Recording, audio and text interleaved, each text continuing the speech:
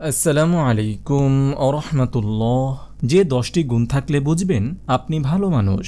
এক একজনের দৃষ্টিতে এক এক রকমের মানুষ ভালো বা খারাপ। আজ আমরা আলোচনা করব এমন কিছু চারিত্রিক গুণ নিয়ে যেগুলো কারো মাঝে পাওয়া গেলে রাসূল সাল্লাল্লাহু আলাইহি ওয়াসাল্লাম তাকে ভালো মানুষ বলেছেন।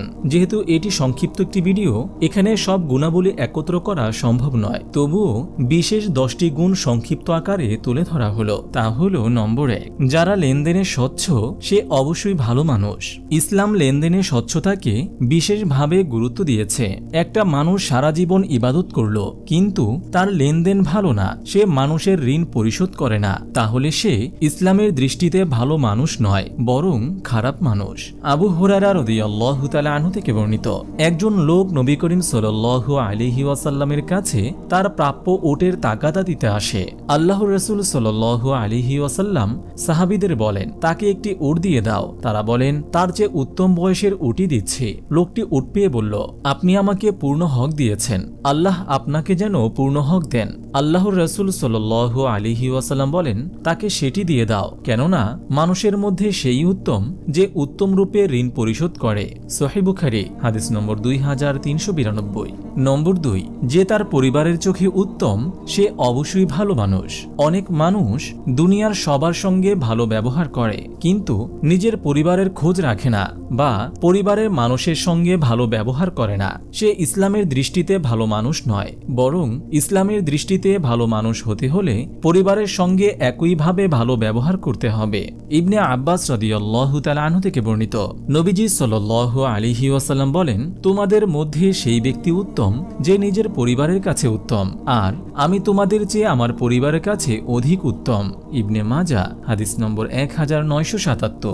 নম্বর 3, যে আগে সালাম করে সে অবশ্যই ভালো মানুষ। যারা পরিচিত অপরিচিত সবাইকে সালাম করে, হাদিসের ভাষায় তাদেরকে ভালো মানুষ বলা হয়েছে।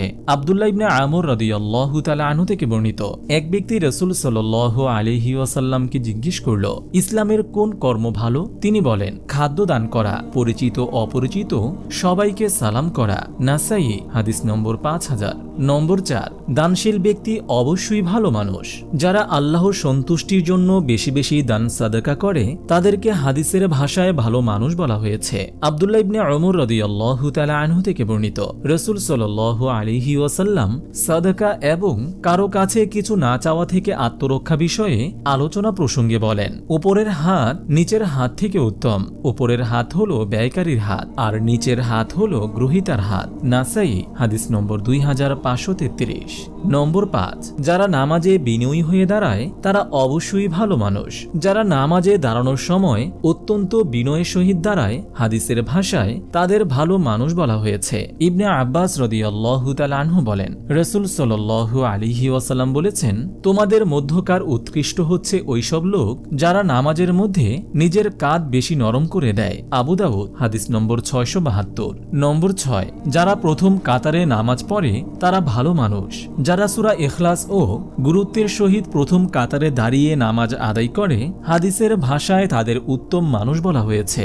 আবু হুরায়রা রাদিয়াল্লাহু তাআলা আনহু বলেন, রাসূল সাল্লাল্লাহু আলাইহি ওয়াসাল্লাম বলেছেন, পুরুষদের সর্বোত্তম কাতার হচ্ছে প্রথমটি আর সর্বনিম্ন হচ্ছে শেষেরটি। আবু দাউদ হাদিস নম্বর 678। নম্বর 7, সৎ চরিত্র ব্যক্তি অবশ্যই ভালো মানুষ। আব্দুল্লাহ ইবনে আমর রাদিয়াল্লাহু তাআলা আনহু থেকে বর্ণিত, তিনি বলেন, নবীজি সাল্লাল্লাহু আলাইহি ওয়াসাল্লাম অশ্লীল ভাষী ও অসদাচরণের অধিকারী ছিলেন না। তিনি বলতেন, তোমাদের মধ্যে সেই ব্যক্তি সর্বোত্তম যে নৈতিকতায় সর্বোত্তম। সহিহ বুখারী হাদিস নম্বর 3559। নম্বর 8, যারা মানুষের উপকার করে তারা অবশ্যই ভালো মানুষ। হাদিস শরীফে ইরশাদ হয়েছে, মানুষের মধ্যে উত্তম তারা যারা অন্যের উপকার করে।